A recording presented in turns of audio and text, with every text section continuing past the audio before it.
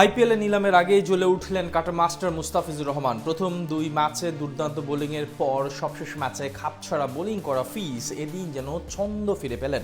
Table টপারদের বিপক্ষে দারুণ বোলিংয়ে নজর কাড়লেন বাংলার এই পেসার। সেই সাথে আইপিএলের নিলামের আগে জানান দিলেন শর্টার ফরম্যাটে রাজ করতে কতটা প্রস্তুত আছেন ফিজ। আইএল টি20তে মুস্তাফিজের বোলিং জাদুর বাকি গল্পটা জানবো প্রতিবেদনে। প্রথম ৩ ম্যাচে ৫ উইকেট নিয়ে আইএল টি20 লিগে বেশ ভালোই নাম কামিয়ে ফেলেছেন মুস্তাফিজুর রহমান। তে আজ টানা চতুর্থ ম্যাচও দুবাই ক্যাপিটালসের একাদশের জায়গা পান বাম হাতি এই টাইগার পেসার। এদিন শক্তিশালী ডেজার্ট ভাইপার্সের বিপক্ষে টস হেরে আগে ব্যাট করতে নামে তার দল। আজ লিউসলি প্লয়ের সাথে ওপেন করতে আসেন গতরাতে ৯৯ রানের ইনিংস খেলা শায়ান জাহাঙ্গীর। তবে তেমন সুবিধা করতে পারেননি এই ব্যাটার। তৃতীয় ওভারে নাসিম শাহর শিকার বনে ৭ বলে ৭ রান করে সাজঘরে ফিরেন তিনি।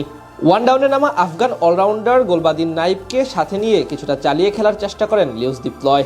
পাওয়ার প্লেতে কেবল ৩৫ রান তোলে দুবাই ক্যাপিটালস। রানের গতি বাড়াতে হাত খুলে খেলতে গিয়ে ২০ বলে ২১ রান করে বিদায় নেন গোলবাদিন নাইব। প্রথম ১০ ওভারে তাদের রান রেট ছিল মাত্র ৬.৮০। সেখান থেকে ধীরে ধীরে চালিয়ে খেলে নিজের কেরিয়ারের ২৫তম অর্ধশতক তুলে নেন প্লয়। যদিও এরপর আর বেশিক্ষণ টিকতে পারেননি এই ব্যাটার।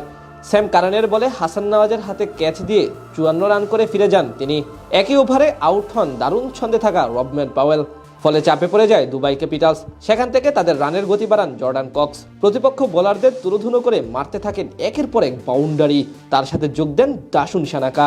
১৯তম ওভারে লকি ফার্গুসনের বিপক্ষে ১৬ রান তোলেন এই দুজন। শেষ পর্যন্ত জর্ডান কক্সের ৩০ বলে ৪৯ এবং সানাকার ১৮ বলে ২৯ রানে ভর করে ১৬৬ রানের লড়াকু পুঁজি পায় ফিজদের দুবাই ক্যাপিটালস। জবাব দিতে নেমে দারুণ শুরু করেন ডেজার্ট ভাইপার্সের দুই ওপেনার ম্যাক্স হোল্ডার এবং ফখর জামান। দুজন মিলে প্রথম ৪ ওভারে আনেন ৩২ রান। প্রথম ওভারে প্রথম বল করতে আসেন মুস্তাফিজুর রহমান। প্রথম ৩ বলে দেন ৬ রান।